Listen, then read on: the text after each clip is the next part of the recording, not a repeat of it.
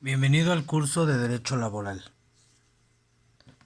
En primera instancia, se te invita a que revises el contenido del proyecto integrador, ya que con cada sesión estaremos entregando un avance que nos ayudará a complementar la actividad final para la entrega del proyecto integrador. Comenzaremos esta sesión hablando sobre el derecho del trabajo, ya que para tener una idea clara sobre el derecho del trabajo es necesario partir de sus características generales, quienes permitirán al estudioso del derecho de forma estructural descubrir el objeto, la finalidad, naturaleza y alcances jurídicos de esta área. Algunos autores mexicanos han definido de manera clara el derecho del trabajo, analizando las características esenciales como los siguientes. El maestro de la Cueva nos dice que el derecho del trabajo, en su aceptación más amplia, se entiende como una congenie de normas que a cambio del trabajo humano intentan realizar el derecho del hombre a una existencia que sea digna de la persona humana. En este sentido, Trueba Urbina define al derecho del trabajo como el conjunto de principios, normas e instituciones que protegen, dignifican y tienden a reivindicar a todos los que viven de sus esfuerzos materiales e intelectuales para la realización de su destino histórico y socializar en la vida humana. Asimismo, el maestro Alfredo Sánchez Alvarado expresa que el derecho del trabajo es el conjunto de principios y normas que regulan en sus aspectos individual y colectivo las relaciones entre trabajadores y patrones, entre trabajadores entre sí y entre patrones entre sí, mediante la intervención del Estado con el objeto de tutelar a todo aquel que preste un servicio subordinado y permitirle vivir en condiciones dignas que como ser humano le corresponden para que pueda alcanzar su destino. Por último, una de las aportaciones con mayor lucidez la expresa el maestro Néstor de Buendosano, quien dice al respecto que el derecho del trabajo es un conjunto de normas relativas a las realizaciones que directa o indirectamente derivan de la prestación libre, subordinada y remunerada de servicios personales, y cuya función es producir el equilibrio de los factores en juego mediante la realización de la justicia social. Nótese que las definiciones de Alfredo Sánchez Alvarado y Néstor de Buendosano son las más acertadas. El primero dice que la relación obrero-patronal en los aspectos individual y colectivo y en la tutela del Estado para lograr el equilibrio de los derechos y las obligaciones recíprocas nacen de la laboral. El segundo señala que la prestación del servicio debe ser libre, subordinada y remunerada de servicios personales. Además, que la función es producir el equilibrio de los factores en juego mediante la realización de la justicia social, eje fundamental para el derecho laboral. En síntesis, podemos decir que el derecho laboral es el conjunto de normas jurídicas que regulan las relaciones obrero-patronal, individual y colectivo, y que tienen por objeto conseguir el equilibrio y la justicia social en las relaciones de trabajo. Los elementos de dicha definición del trabajo se deben entender como aquellas partes que unen un solo componente o un todo, es decir, que justifican su estudio sistemático. El maestro Néstor de Buendosano los aborda de la siguiente manera. En primera instancia, establece el trabajo, el objeto del derecho laboral, y constituye un derecho y un deber social. El segundo elemento es el hombre. Como sujeto del derecho laboral, importa fundamentalmente a la vida, la salud, la libertad y la dignidad, y que alcance un nivel económico decoroso para él y su familia. El tercer elemento es la relación obrero-patronal, que es la necesidad recíproca de los actores de derecho de trabajo, el trabajador y el patrón. El primero es dueño de su fuerza de trabajo y el segundo dueño de los medios de producción. Otro elemento consiste en las normas laborales, ya que son protectoras de los trabajadores, salvo en las relaciones colectivas, que fungen como protectoras de los patrones. Otro elemento es el derecho del trabajo. Como disciplina jurídica, está integrada fundamentalmente, pero no exclusivamente, por normas de carácter social. Otro de los elementos es la autonomía especial y normal del derecho del trabajo. Dado que su especial naturaleza, se permite generar todo un aparato legislativo y jurídico enfocado a esta norma.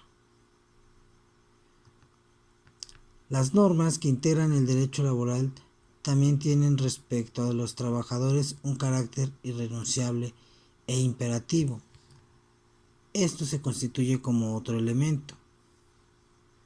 Asimismo, las normas del derecho laboral integran, en lo general, un conjunto de beneficios mínimos y responsabilidades máximas a los trabajadores, en cuanto a su participación en las utilidades de la empresa y en el derecho de obtener casas habitación. Por otra parte, el derecho laboral consagra determinadas garantías a la clase patronal, como son el derecho de integrar sindicatos, asociaciones, etc. El derecho de paro y fundamentalmente el derecho a que el capital tenga un interés razonable y que las utilidades que reporten puedan reinvertirse o dividirse entre los dueños del capital constituye otros de los elementos de esta relación.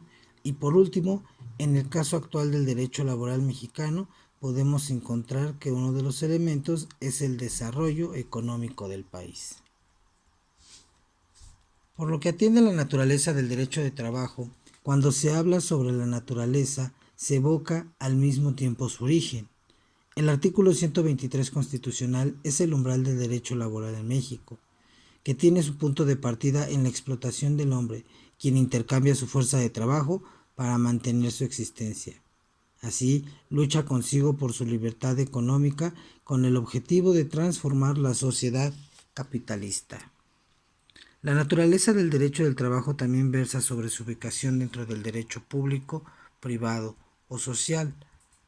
Del derecho público y privado se dice que está frente a un derecho público cuando se tutela un derecho no patrimonial, y cuando se tutela un derecho patrimonial se está frente a normas de derecho privado.